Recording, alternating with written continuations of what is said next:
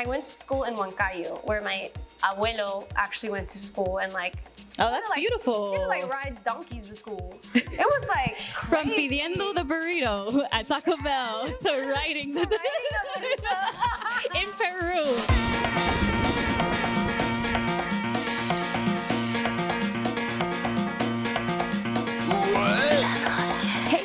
Today, my name is AK. Aquí nos encontramos con Isabela Merced. We're going to get into all things Peruvian with the Peruvian mommy in the house. Girl, so let's talk about your song, Agonia. Yeah.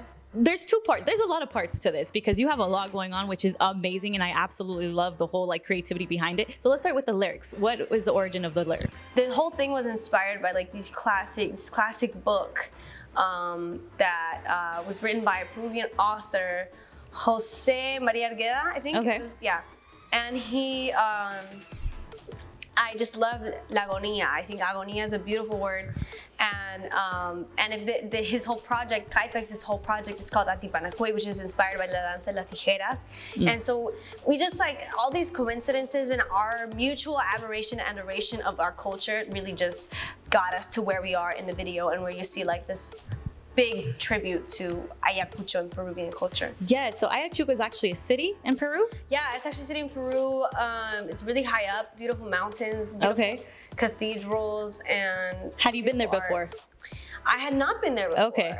It was my first time, and like I'd been to like other places that were kind of similar, right, with mountains and like spiritual like temples and like churches. And, okay, I need to go there. Culture. but Ayacucho's different, and the food's different too. I mean, I tried a bunch of stuff. Like they have like, I mean, I don't even know where to begin, but just yeah. How is it different then? So according to where you are in Peru, you have different varieties of food because like that's what they're exposed to. So like there's this dish called puca picante, which was like my favorite, but like it's specific to that region. Whereas like if you're in the coast, you're gonna find like más ceviche. That makes sense. Yeah. The seafood. Yeah, the seafood, and then like in Iquitos, like the Amazon, you're gonna find like these Amazonian fish. So it's like these river fish, and in the high altitude, you're gonna find different meats and different flavors and different like, I guess, corn, because Peruvian corn is like iconic, right? Like that's. I don't know. I need to try some. Like, I recently just tried Peruvian ceviche, and it changed my life. Really? I was like, I have some Peruvian in my heart because I forever will love this. I love it. Yeah, when I first introduced my girlfriend to Peruvian food, she was like, "This is my favorite food ever," and I'm like, "You're welcome." Oh yeah, so you wore a lot of amazing like vestuario too, super elegant. Were those like traditional or like more so your take on traditional? So again, like I incorporated and included and invited other artists who are kind of doing what I'm doing, but in other facets of the industry, right? So I invited this designer. Her name is Ani Alvarez Calderon, and she's Peruvian as hell. And she we love that. Yeah, and she like creates this. If you check out her work, it's like inspired by traditional garments made by people who live in those places and are getting compensated properly. Like she's definitely like a humanitarian as well when it comes to her work, and she's not one of those people who abuses, you know, workforces and laborers, and she will like put in the work and make these designs inspired by modern culture but also traditional Peruvian textiles and fabrics, and that's what I love about her work. And also she's just like down, like she's just really cool. For sure.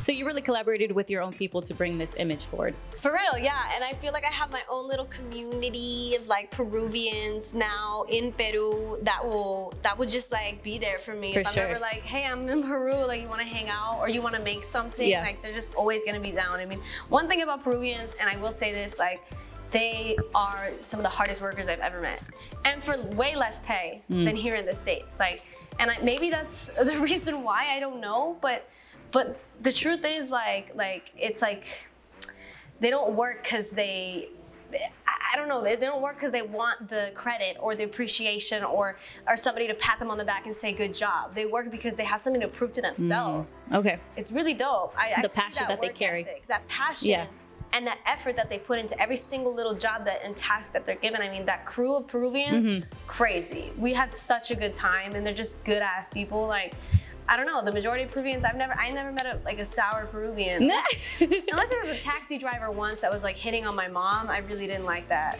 Well, shout out to your mom because we know she's cute. I mean, like, yeah, Oye, chica. So were you always like so in touch with your roots? Or is it something that you feel like developed as you grew older? No, so I think it was like until, so I grew up speaking Spanish primarily, and I had learned English later, and it's just so much so to a point where I just stopped speaking Spanish completely. And my mom was like, what the hell is that? And I was like, yeah, no, I'm not gonna speak Spanish anymore. You can talk to me in Spanish, but I'm only responding in English. Right. And she was like, what the heck? You're trying to assimilate. Right. They do that to us. Hella pressure to do that. And my mom wasn't having it though. So she was like, you're going to Peru.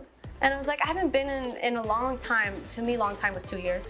But like I always used to go as a baby. And okay. She was like, you're going to Peru and you're gonna go. And this was like second grade, I think, maybe.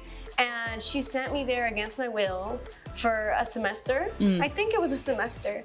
And I went to school in Huancayo, where my abuelo actually went to school, and like, oh, that's beautiful. He would like ride donkeys to school. It was like crazy. From pidiendo the burrito at Taco Bell to riding the burrito in Peru. So whenever I think about burritos, I'm like, mi burrito sabanero, mi burrito sabanero. Si me ves, si me ves. Yeah. So that's when you started getting in touch with your roots. Then right. You so had I to go hated back. it at first, loved it later. Okay. And that's when I started falling in love. So she hadn't forced me to like just really be immersed in my culture and living it. Like Huancayo, that's Peruvian as hell. That's not like Lima. It's just like I immediately had appreciation for it, and that just grew with each time I come back to Peru. All right, y'all, we'll get in touch with your roots because that is where the sauce is at.